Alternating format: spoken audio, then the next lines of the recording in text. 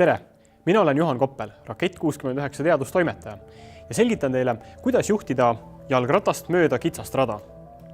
Kui me jalgrattaga sõidame, siis me ei mõtle sellele igapäevaselt, aga tegelikult viime me läbi väga huvitavat füüsikalist katset. Mõjuvad ju nimelt mitmed jõud, mis aitavad meid püsti ja liikumas hoida. Kõigepealt, kõige olulisem muidugi jalgratta puhul on see, et jalgratas ju loomu poolest tahaks kukkuda pikali. Ja selle pikali kukkumise vältimiseks peame me kuidagi raami tasakaalus hoidma.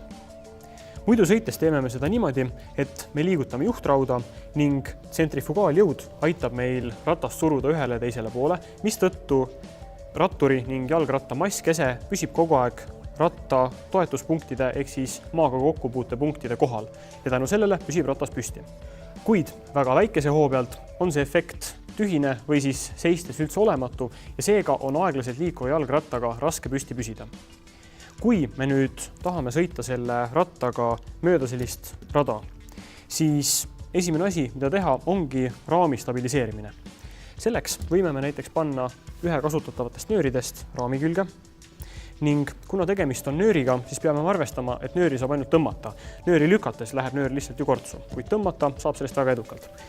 Ja kui oleme selle kas või väga lihtsalt raami külge pannud, siis ühelt ja teiselt poolt tõmmates saame me väga edukalt hoida seda ratast tasakaalus.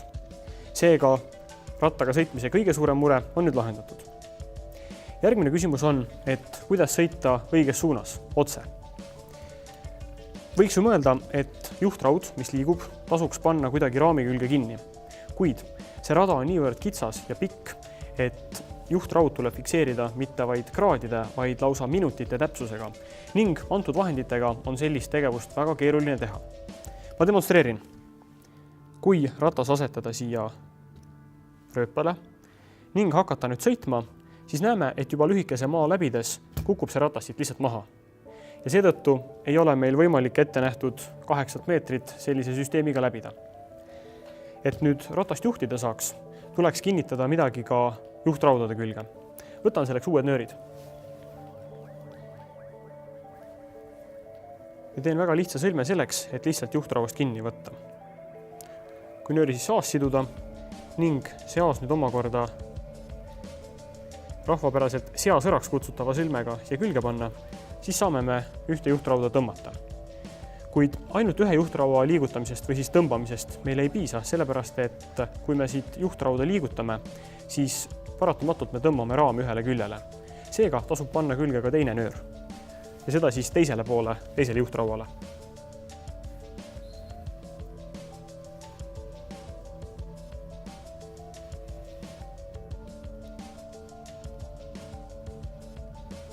Ja kui nöörid on edukalt juhtraua küljes, võime näidata, et kui nendest nööridest, mida on mõõdukalt pingul hoitud, ühele poole keerata, liigub juhtraud kaasa ning teisele poole otse loomulikult samamoodi.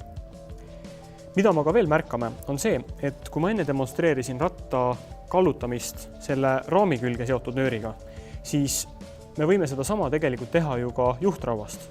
Ehk siis nende kahe nööri abil on võimalik meil samaaegselt ratta juhtrauda keerata ning ka ratast kallutada, mis tähendab, et selle nööri võib siit üldse ära võtta. Ja viimaks on meil vaja ka ratast kuidagi edasi-tagasi liigutada. Selle tegemiseks võime me näiteks kinnitada ratta ette nööri ning siit nöörist tõmmata. Kuid kui meil on vaja näiteks mingil põhjusel sõita tagasi, siis tuleks kinnitada teine nöör ka näiteks ratta tagaotsa. Ja see on jälle lisatöö ja keerukus. Kuid kui me nendest samadest nööridest nüüd pingul hoides kontrollime juhtrauda ning ka ratta kallet, siis mõlema nööriga korraga ettepoole liikudes hakkab ka ratas kaasa tulema ning nende kahe nööri abil on meil võimalik liigutada ratast edasi-tagasi. Otse loomulikult eeldab see head meeskonnatööd nende kahe inimese vahel, kes nööre liigutavad, kuid see ongi meeskonnade ülesanne ning suhtlusel on siin väga oluline roll. Proovime nüüd järgi, kuidas on seda ratast kasutada ette nähtud raja peal. Võtame jala alt ära ning hakkame sõitma. Juhin ratast niimoodi, et esiratas oleks alati võimalikult selle raja keskel ning hakkan mõlema nööriga ettepoole liikuma. Ja näeme, et ratas liigub väga ilusti mööda seda kitsast rada. Ja on siin tegelikult vägagi stabiilne. Ja nüüd, kui see nipp on käes, ning kahe meeskonnaliikme vahel koostöö sujub, võib sedasi sõita mööda väga pikka rada edukalt ning efektiivselt.